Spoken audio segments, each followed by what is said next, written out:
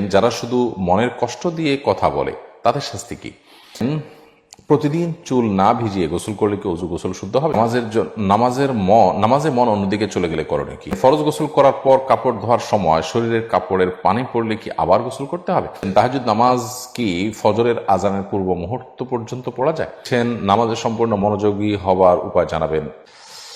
আলিয়া সিদ্দিকা আপনি লিখেছেন, প্রতিদিন চুল না ভিজিয়ে গোসল করলে কি ওযু গোসল শুদ্ধ হবে? আমার ঠান্ডাজনিত সমস্যা আছে। প্রতিদিন গোসল করা তো ফরজ না। আপনার ফরজ গোসল যেদিন হবে সেদিন আপনাকে চুল ভেজাতে হবে। প্রয়োজনে গরম পানি দিয়ে আপনি গোসল করবেন এবং দ্রুততার সাথে শুকানোর চেষ্টা করবেন। আর যদি নর্মাল গোসল হয়, সাধারণ প্রতিদিনের যে গোসল সেটা যদি হয়, বা শুক্রবারের সুন্নত গোসল হয়, তাহলে সেক্ষেত্রে আপনার চুল ভেজাতে অসুবিধা হলে আপনি চুল না ভিজালেন, গোসল করে ফেলেন। গোসল তো হবেই, কোনো সমস্যা নেই। আর ওযুর জন্য তো আর চুল ভেজানো জরুরি না। মুখ ধৌত করলেন এবং মাথার উপরে ভিজা হাত শুধু বুলিয়ে নিলেন, তাতেই তো হয়ে যাবে, মাসে করলে হয়ে যাবে।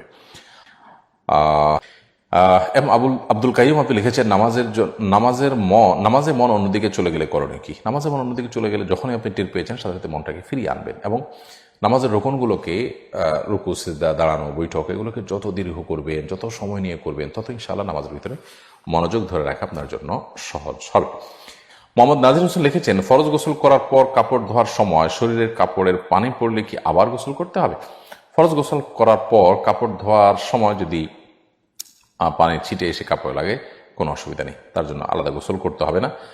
যদি নাপাক কাপড় এবং নাপাক কাপড়ের নাপাকির অংশ এসে লাগে, তাহলে শুধুমাত্র পায়ের অংশ ধুয়ে ফেললেই চলবে যদি ওখানে লাগে। আর এমনিতে আপনার যে পানিটা লাগছে ছিটা এসে, সেই পানিটা কোনো নাপাক লেগে আছে এবং দেখা যাচ্ছে না, তাহলে সেক্ষেত্রে ওই পানি লাগার কারণে আপনার ওই জায়গা নাপাক হবে না।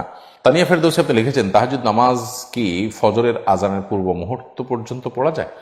ফজরের ওয়াক্ত হওয়ার পূর্ব পর্যন্ত পড়া যায়। আজান অনেক সময় একটু দেরিতে হয়, এই জন্য দেখবেন যে ফজরের ওয়াক্ত কখন হয়েছে আজকে, তার আগ মুহূর্ত পর্যন্ত আপনি তাহাজ্জুদের নামাজ পড়তে পারবেন। শুভ আহমেদ অবাক এআইডি থেকে আপনি লিখেছেন, নামাজে সম্পূর্ণ মনোযোগী হবার উপায় জানাবেন, উপকৃত হব। নামাজে পরিপূর্ণভাবে মনোযোগের জন্য প্রথমত নামাজের যথেষ্ট আগে থেকে অন্য সব বিষয় থেকে আপনি ফারিক হয়ে নামাজের জন্য ফ্রি হয়ে যান। সকল ব্যস্ততা থেকে ফ্রি হয়ে মসজিদে আগেভাগে চলে আসেন, একটু বসেন, অপেক্ষা করেন নামাজের জন্য। এবং দ্বিতীয়ত হলো, নামাজের যে দোয়া সূরা কেরাতগুলো পড়ছেন সেগুলোর অর্থটা একটু বোঝার চেষ্টা করুন এবং সেগুলো মনে মনে চিন্তা করার চেষ্টা করুন। তৃতীয়ত, নামাজের যে রোকনগুলো আছে সেই রোকনগুলোকে যতটুকু সম্ভব একটু লম্বা সময় নিয়ে ধীরে ধীরে ধীরে ধীরে করার চেষ্টা করুন, তাহলে ইনশাআল্লাহ নামাজের ভিতরে মনোযোগ আসবে, আল্লাহ চাইন তো। আলামিন হোসেন নয়ন আপনি লিখেছেন, যারা শুধু মনের কষ্ট দিয়ে কথা বলে তাদের শাস্তি কি? মানুষের মনে কষ্ট দেওয়া এবং মানুষকে আঘাত করে কথা বলা, এটা বদাখলাকি এবং মানুষের দুশ্চরিত্রের কাজ। এটা মানুষের জীবনের সবচাইতে কঠিন আপনার অপরাধগুলোর মধ্যে থেকে একটি।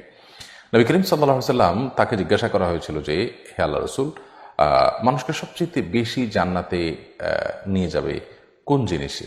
এবং তাকে একই সাথে জিজ্ঞাসা করেছে সবচেয়ে বেশি জাহান্নামে নেবে কোন জিনিসে? তিনি বলেছেন, জাহান্নামে সবচেয়ে বেশি নেবে মানুষকে আলফামু ওয়াল ফারাজ, মানুষের মুখ এবং লজ্জাস্থান, অর্থাৎ চারিত্রিক ত্রুটি, সেটা মুখের ব্যবহারের ত্রুটি অথবা নিজের চরিত্রকে নষ্ট করে জিনা বা বিচারের পথে যাওয়া, এই দুটি বিষয় মানুষকে সবচেয়ে বেশি জাহান্নামে নেবে। আল্লাহ তাআলা মাফ করুন।